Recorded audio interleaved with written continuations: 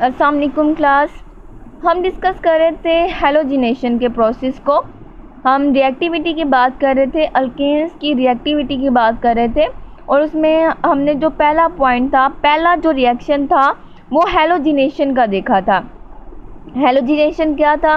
जिसमें हम रिप्लेस करते हैं अल्केन में हाइड्रोजन एटम को किसी और एटम के साथ। लेकिन यहाँ हमारे पास हैलोजिनेशन है, यानी कि जो रिप्लेसमेंट होगी हाइड्रोजन के साथ वो किसकी होगी?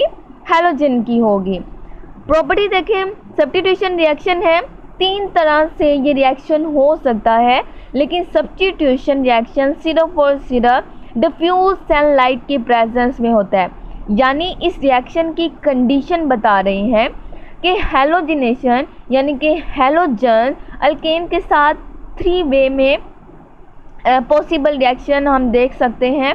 लेकिन अगर हम सब्स्टिट्यूशन रिएक्शन देखते हैं कि रिप्लेसमेंट होने का रिएक्शन, वो सिर्फ और सिर्फ डिफ्यूज सनलाइट में, डिफ्यूज सनलाइट यानी कि कम रोशनी में, मध्यम रोशनी में जब रिएक्शन होता है तब सब्स्टिट्यूशन होती है। लेकिन अगर हम डायरेक्ट सनलाइट प्रोवाइड करते हैं या ब्राइट सनलाइट भी हम कहते हैं कि रोशनी की इंटेंसिटी बहुत ज़्यादा है, शिद्दत बहुत ज़्यादा है, तो रिएक्शन कैसा होगा? एक्सप्लोजिव होगा और कार्बन डिपॉजिट होने का मतलब है कि कार्बन सिर्फ और सिर्फ हमारे पास बच जाएगा।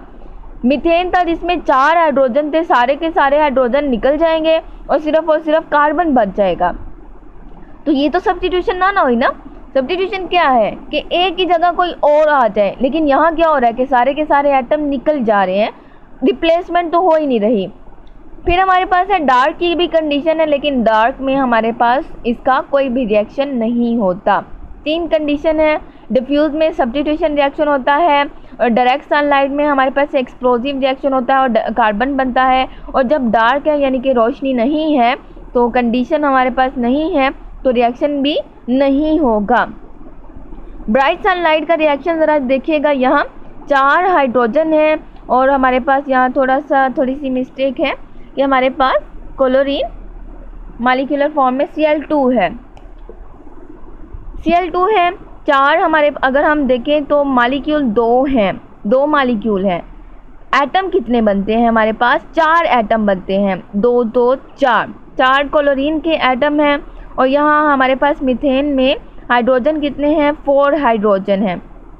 होता क्या है, ब्राइट सनलाइट में हाइड्रोजन के सारे बॉन्ड टूट जाते हैं और वो जो बॉन्ड टूटते हैं वो क्लोरीन के साथ रिएक्ट करके हाइड्रोक्लोरिक एसिड यानी कि HCl बना देते हैं। यानी कि क्लोरीन ने इससे सारे के सारे हाइड्रोजन ले लिए और कार्बन जो है वो एटॉमिक फॉर्म में डिपॉजिट हो जाती है। हाइड्रोजन अपने एटम लेकर हाइड्रोजन जो है वो अपने इलेक्ट्रॉन लेकर क्लोरीन के साथ रिएक्ट कर जाता है और बाकी कार्बन के जो अपने इलेक्ट्रॉन प्रेजेंट होते हैं वो उसी फॉर्म में स्टेबल यानी कि कार्बन की फॉर्म में डिपॉजिट हो जाता है। अब हम डिफ्यूज सनलाइट यानी कि दूसरे रिएक्शन की बात करते हैं। डिफ्यूज सनलाइट में सीरीज ऑफ रिएक्शन यानी स्टेप बाय स्टेप हमारे पास हाइड्रोजन रिमूव होता है और उसकी जगह क्लोरीन आकर अटैच हो जाता है। यहाँ देखें ज़रा, मीथेन है, मीथेन का फॉर्मूला CH4 है और यहाँ क्लोरीन Cl2 एक ही मालिक्यूल के साथ अभी हम रिएक्ट कर रहे हैं। डिफ्यूज सनलाइट यानी कि कम रोशनी में रिएक्शन हो रहा है। यहाँ बॉन्ड टूटेगा, यहाँ बॉन्ड टूटेगा। जब बॉन्ड टूटा, बॉन्ड में कितने इलेक्ट्रॉन होते हैं? एक बॉन्ड में 2 इलेक्ट्रॉन होते हैं और ये कोवलेंट बॉन्ड है, शेयरिंग से बना है, हाइड्रोजन और कार्बन की शेयरिंग से। जब बॉन्ड टूटेगा तो हाइड्रोजन अपना इलेक्ट्रॉन ले लेगा और कार्बन के पास उसका इलेक्ट्रॉन वापस चला जाएगा। होता क्या है, एक क्लोरीन कार्बन के साथ अपनी अटैचमेंट शो कर लेती। अब दोनों क्लोरीन तो अटैच होने से रही, क्योंकि हमारे पास यहाँ कार्बन पर एक ही पॉइंट पर अटैचमेंट है या एक ही इलेक्ट्रॉन फ्री है, तो यहाँ क्लोरीन आके अटैच हो जाएगी और यहाँ जो दूसरा क्लोरीन है वो हाइड्रोजन के साथ अटैच हो जाएगा। ठीक है, तो HCl बन गया और यहाँ CH3Cl बन गया।